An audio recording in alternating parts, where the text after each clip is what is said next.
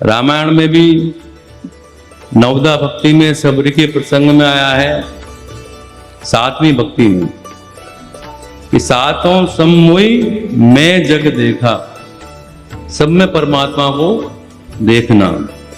और मोते संत अधिक कर लेखा, भगवान कह रहे हैं नवदा भक्ति में कि मुझसे अधिक संत को मानो, गुरु को मानो। और 8वीं भक्ति फिर कहते हैं कि आठों जथा लोभ संतोषा लाभ, आठों जथा लाभ संतोषा, सपने नहीं देखूं पर दोषा। अगर आप रामायण में नवदा भक्ति को पढ़ लें और नवदा भक्ति में से एक भक्ति भी आप कर लें तो आपका जीवन सुधर जाएगा, परमात्मा की प्राप्ति हो जाएगी।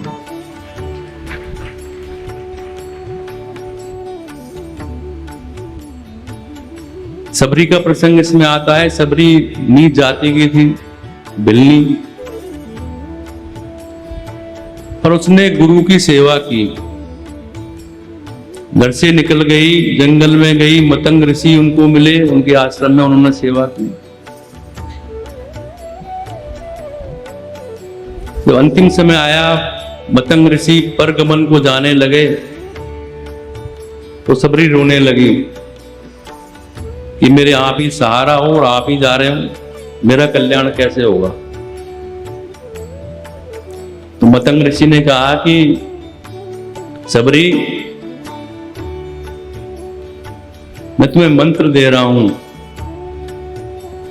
तुम राम राम रटती रहो, एक दिन राम तुम्हारी कुटिया पर खुद चलकर आएंगे। ये गुरु ने बोल दिया और सबरी ने उस पर दृढ़ विश्वास कर लिया कि मेरे गुरु ने बोला, वचन दिया है तो भगवान राम मेरी कुटिया पर आएंगे। ऐसा दृढ़ विश्वास उसको हो गया, क्योंकि गुरु ने बोला कि तुम्हें कहीं जाना नहीं पड़ेगा। सबरी ने बोला कि मैं कहां ढूंढूंगी भगवान को, कब मिलेंगे, कैसे मिलेंगे। बोले सबरी तुम्हें कहीं जाना नहीं पड़ेगा, तुम्हारे दर पर खुद चलकर आएंगे और तुम्हें ढूंढते हुए आएंगे। तुम्हें जरूरत नहीं ढूंढने की, वो तुम्हें ढूंढते हुए आएंगे। और मतंग ऋषि ने शरीर का त्याग कर दिया। सबरी दूसरे दिन सोचने लगी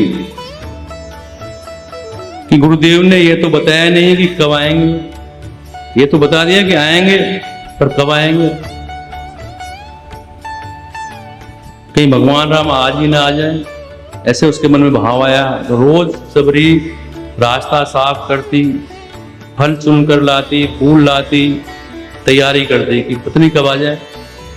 गुरु ने बोला आएंगे जरूर। ऐसा दृढ़ विश्वास अपने गुरु के वचनों पर होना चाहिए। सबरी रोज रास्ता साफ करे,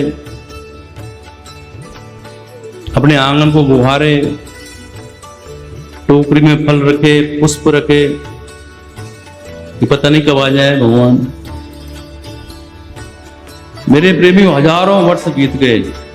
पद्म पुराण में अगर वर्णन देखें तो 10,000 वर्ष का है पद्म पुराण में। पर सबरी वृद्ध हो गई, बुढ़िया हो गई, कमर झुक गई, सफेद बाल आ गए, झुर्रियां आ गई, पर रोज इंतजार करती कि मेरे गुरु ने बोला है भगवान राम आएंगे।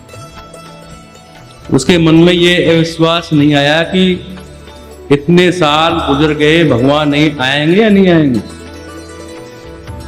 उसने विश्वास कर लिया कि मेरे गुरु ने वचन दिया है तो भगवान आएंगे।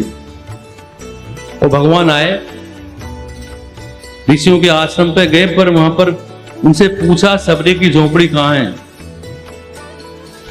ऋषि मुनि जो हजारों वर्ष तपस्या कर रहे हैं, उनकी सेवा कर रहे हैं, उनके पास नहीं रुके भगवान राम और सीधे भिल्ली की कुटिया पर गए। तो इसीलिए कहा है मेरे प्रेमियों कि गुरु के वचन प्रतीतन जेहि। जिसको गुरु के वचनों पर विश्वास नहीं है, उसको सपने में भी सुख नहीं मिल सकता, ऐसा शास्त्र में लिखा है। ये गुरु के वचनों पर विश्वास करना चाहिए।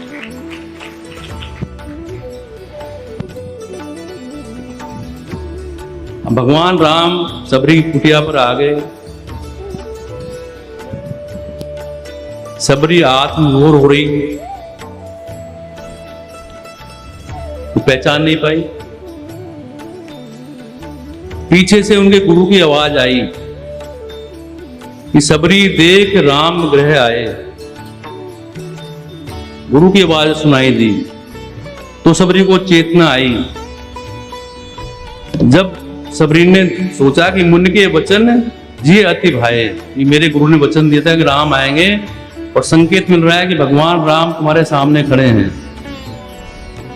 सबरी रोने लगी, नेत्रों में अश्रुधारा बहने लगी और अपनी अश्रुधारा से जल से भगवान के चरण धोए और बेर तोड़कर रोज लाती थी।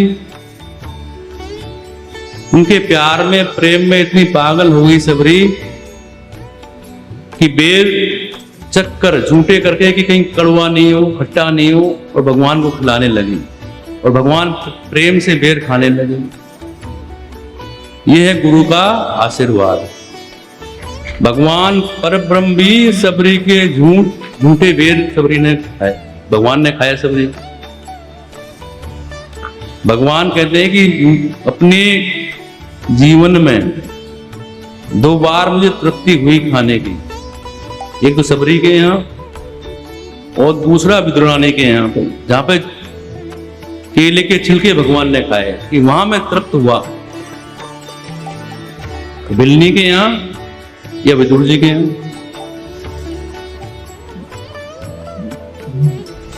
तो ये नवदा भक्ति में सबरी का प्रसंग आता है। तो 7वीं भक्ति जगत भर को स्वभाव से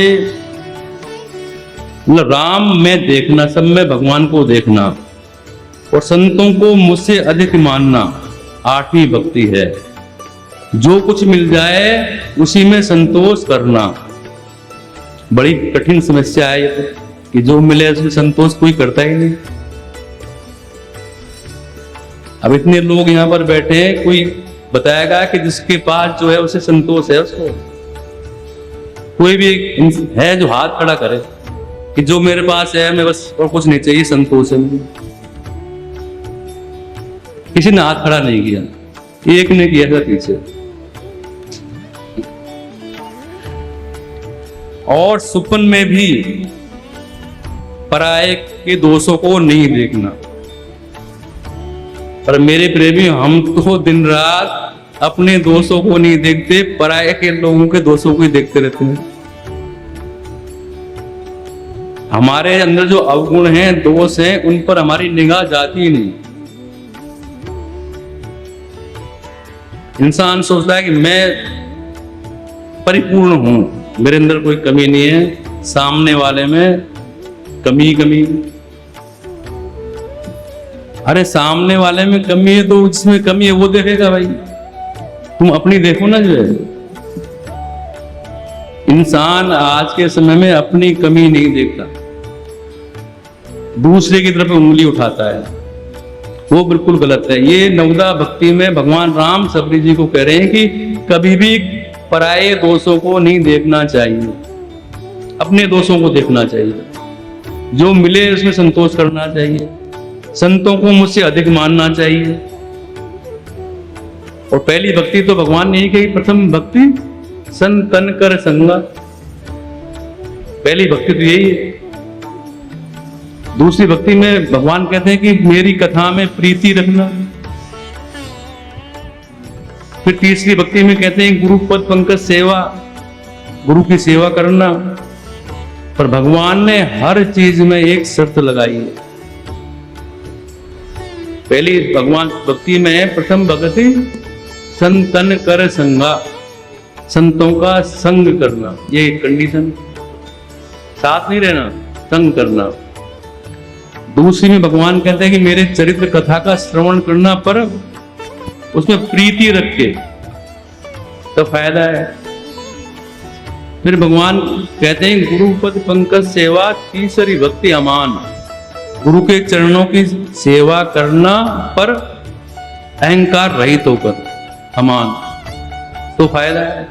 तुम गुरु की सेवा कर रहे हो, और अहंकार से भरे हो तो वो तुम्हारी भक्ति नहीं है, वो सेवा नहीं है, वो दिखावा है। तो सेवा क्या है? अमान अहंकार रहित होकर सेवा करना। फिर चौथी भक्ति भगवान की, मम गुणगान, मेरे गुणगान करो। पर उसमें भी भगवान ने लगा दी शर्त, कपट त्याग करो। कपट नहीं होना चाहिए। भगवान की सेवा कर रहे हैं, माला कर रहे हैं, हमारे अंदर कपट है। तो नवदा भक्ति में भगवान ने अपने मिलने का साधन बताया है, पर साथ में शर्तें लगाई हैं। हम उन शर्तों का पालन करते नहीं और बस की भक्ति कर रहे हैं, गुरु की सेवा कर रहे हैं। पर शर्त क्या है कि अहंकार रहित होकर करो भाई, वो करते नहीं। तो इस प्रकार भगवान ने सबरी को नवदा भक्ति का उपदेश किया। तो भगवान राम ने सबरी को यह उपदेश दिया था कि वेद शास्त्र और भगवान जी भी यही कह रहे हैं, संतों ने भी यही कहा मेरे प्रेमियों की, गुरु गोविंद दूर खड़े काके लागू पाए, बलिहारी गुरुदेव की जिन गोविंद दियो मिलाए। भगवान भी यही कहते हैं कि मैं चाहता हूं गुरु को पहले मानो, और गुरु और भगवान में कोई भेद नहीं है। गुरु और भगवान एक ही तत्व है। ये वेदों में, शास्त्रों में, पुराणों में स्पष्ट किया गया है। मैं कोई मनमुखी बात नहीं बोल रहा हूं। पर हमें सबरी की तरह निष्ठावान और गुरु के वचनों पर विश्वास करने जैसा बनना चाहिए। तब भगवान तुम्हारी कुटिया पर आएंगे, तुम्हारा झूठा भी खा लेंगे। और सबरी को वैकुंठ की प्राप्ति हुई। तो भगवान जाने लगे तो सबरी रोने लगे कि आप जा रहे हो, मेरा क्या होगा? मैं चाहती हूं कि आपको देखते देखते मेरे प्राण निकल जाए। तो भगवान ने उसे आशीर्वाद दिया और सायुज्य मोक्ष को प्राप्त हुई। वैकुंठ को सबरी चले गई भगवान के चरणों में बैठकर।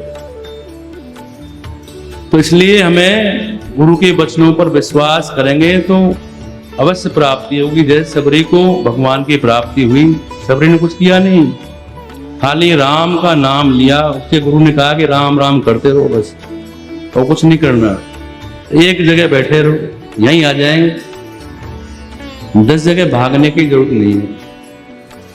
तो इसी तरह हम भी अपने गुरु के वचनों पर विश्वास करें कि जो गुरु ने बोला है अवश्य होगा। समय लग सकता है पर होगा अवश्य। पत्थर की लकीरें ऐसा मान लेंगे तो होगा जरूर।